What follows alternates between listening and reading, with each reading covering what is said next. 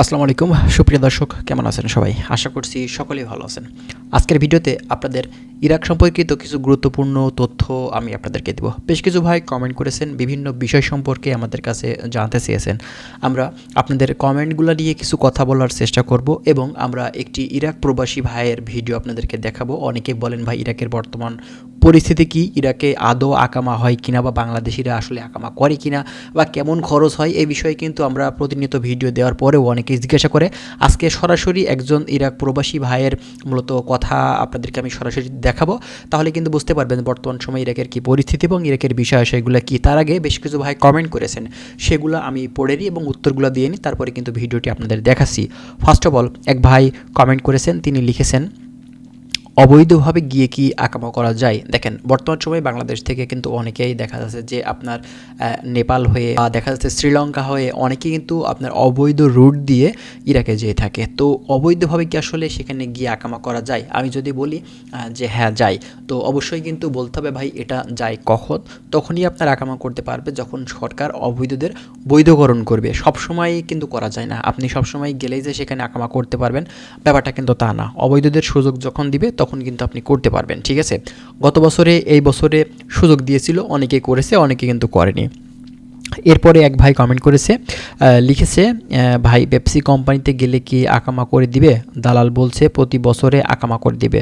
ভাই দালালের কথা আপনারা কখনোই বিশ্বাস করবেন না। দালাল হচ্ছে ভাই দালালি, ঠিক আছে? ওরা আছে মিথ্যা কথা বেশি বলে থাকে। আর দ্বিতীয় কথা হচ্ছে আপনার আকামা করার ব্যাপারটা আমি ওই প্রবাসী ভাইয়ের ভিডিওটা দেখলে আপনারা কিন্তু বুঝতে পারবেন ক্লিয়ার। আর তারপরেও আমি আপনাদেরকে বলি, দেখেন আকামা এটা সম্পূর্ণটা নির্ভর করে আপনার মালিকের উপরে। সেটা আপনার কোনো কোম্পানি না হোক, একজন ইরাকি হোক, একটা বাঙালি, মনে করেন যে আপনার সেটা কোনো কোম্পানি না, একটা সিঙ্গেল ইরাকির কাছে আপনি কাজ করছেন, একজন সিঙ্গেল বাংলাদেশি। তো সে যদি চায় যে আপনার আকামাটা করে দিবে, অবশ্যই কিন্তু সে করতে পারবে। আপনি অবৈধভাবে যদি যেয়ে থাকেন সেক্ষেত্রে আপনার দেখা যাচ্ছে যখন সুযোগ দিবে সরকার তখন আপনি করতে পারবেন। আর যদি আপনি বৈধ উপায়ে যান, ফ্লাইটে যান, সেক্ষেত্রে কিন্তু অবশ্যই সে যদি চায় তাহলে অবশ্যই ভালো মাধ্যম ধরে আপনার আকামা করে কিন্তু সে দিতে পারবে। আশা করছি বিষয়টা বুঝতে পারছেন। এরপরে আরেক ভাই লিখেছে ভাই পেপসি কোম্পানি কেমন হবে? আচ্ছা, উপরে আরেক ভাই যিনি লিখছিলেন তিনিও কিন্তু পেপসি কোম্পানি সম্পর্কে লিখেছেন। পেপসি কোম্পানি ভাই আসলে ভালো, খারাপ না, ঠিক আছে? আচ্ছা, এখানে আরও বলছেন যে আর দালাল বলছে 8 ঘন্টা ডিউটি প্লাস ওভারটাইমও আছে। আসলে কি ওভারটাইম আছে? দেখেন ইরাকে আসলে ওভারটাইম কি জিনিস, এই জিনিসটা কিন্তু আপনার 95% মালিক বা কোম্পানি এরা কিন্তু আসলে বুঝে না বা দেয় না, ঠিক আছে? 5% কোম্পানি আছে যে কোম্পানিগুলো ভালো হয়ে থাকে, বাইরের দেশের কোম্পানি এখানে এসে কাজ করছে কন্ট্রাক্টে, মূলত সেই সব কোম্পানিগুলোতে কিন্তু আকামা করে দেয় এবং আপনার ওভার ডিউটি দিয়ে থাকে। বাকি 95% কোম্পানিগুলাই কিন্তু কোনো ধরনের ওভার ডিউটি দেয় না, কোনো রকম ওভার ডিউটি দেয় না। এবং আপনার হচ্ছে ডিউটির ক্ষেত্রে 8 ঘন্টা কোনো ধরনের ডিউটি হয় না। ডিউটি আপনার হচ্ছে 12 থেকে 13 ঘন্টা, সর্বনিম্ন 12 ঘন্টা ডিউটি, ঠিক আছে? এরপরে নিচে একই ভাই আবারও লিখেছে, ভাই দালাল বলছে নেপাল হয়ে দুবাই হয়ে ইরাক কুর্দিস্তান নিয়ে যাবে, এটা কি বৈধ নাকি অবৈধ ভাই? আর এভাবে গেলে কি আকামা করা যায়? ফার্স্ট অফ অল আপনাদেরকে বলি আমি যে ভাই আসলে আপনি যে দেশের মাধ্যম দিয়ে যেদিকে আপনি যান না কেন, আপনার যদি ফ্লাইটে আপনার হচ্ছে আপনি যেয়ে থাকেন সেক্ষেত্রে আপনি কুর্দিস্তানে যান বা আপনি হচ্ছে ইরাকের বাগদাদে যান বা সুলাইমানিয়াতে যান, হ্যাঁ, আপনি যেখানে ফ্লাই করেন না কেন, আপনি যদি হচ্ছে বৈধভাবে যেয়ে থাকেন, বিশেষ করে আপনি ফ্লাইটে গেলে বৈধ। আর যদি আপনি হচ্ছে ইরাকে ঢোকেন বাইপথ দিয়ে বা দেখাচ্ছে বিভিন্ন দেশ ঘুরে ঘুরে আপনি রাস্তাপথ দিয়ে যান, সেক্ষেত্রে এটা তো ভাই অবৈধ সিস্টেম, তো বুঝতেই পারছেন। আর আকামার ব্যাপার তো আপনি কমেন্ট করেছেন, ফার্স্টে বলে দিলাম যে ভাই অবৈধদের বৈধ হওয়ার যখন সুযোগ দিয়ে থাকে তখন কিন্তু আপনার আকামা করা যায়, ঠিক আছে?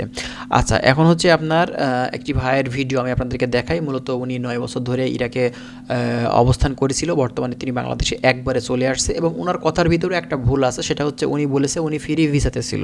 তো ফ্রি ভিসাতে কিন্তু আসলে ইরাকে কোনো ধরনের ফ্রি ভিসা হয় না। উনি গিয়ে কখনোই আকামা করেনি, কাগজপত্র করেনি, অবৈধভাবে ছিল। মূলত উনি আসলে কথার ভাঁজে পড়ে মানে ওভাবে বলে দিয়েছে যে আমি ফ্রি ভিসাতে ছিলাম, ঠিক আছে? যাই হোক, চলুন ভিডিওটি দেখাই, তাহলে আপনারা ক্লিয়ারলি সব কিছু কিন্তু বুঝতে পারবেন। আমি ইরাক থেকে আসলাম। ইরাক থেকে? ইরাকে কত বছর আছেন? ইরাকে 9 বছর ছিলাম। 9 বছর ছিলেন না? বর্তমানে ওই ইরাকের কি অবস্থা? ইরাকের বর্তমান অবস্থা খুব একটা ভালো না। বর্তমানে 2,50,000 বাঙালি, এর মধ্যে 90% আকামা নাই। আর যদিও আকামা চালু করে তো 5 লাখ টাকা 6 লাখ টাকা 1 বছরের আকামা। 1 বছরের আকামা? 1 বছরের আকামা, এবং প্রতি বছরে 2.5 লক্ষ টাকা লাগে রিনিউ করতে। রিনিউ করতে? তো সৌদি আরবের চেয়ে বেশি। অনেক বেশি।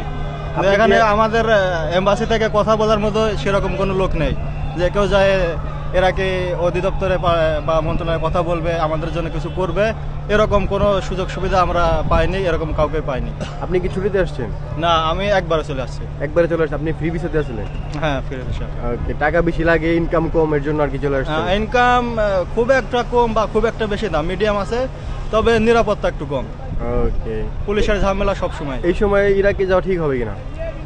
না, আমি এখন মনে করি এখন যাওয়া ঠিক হবে না।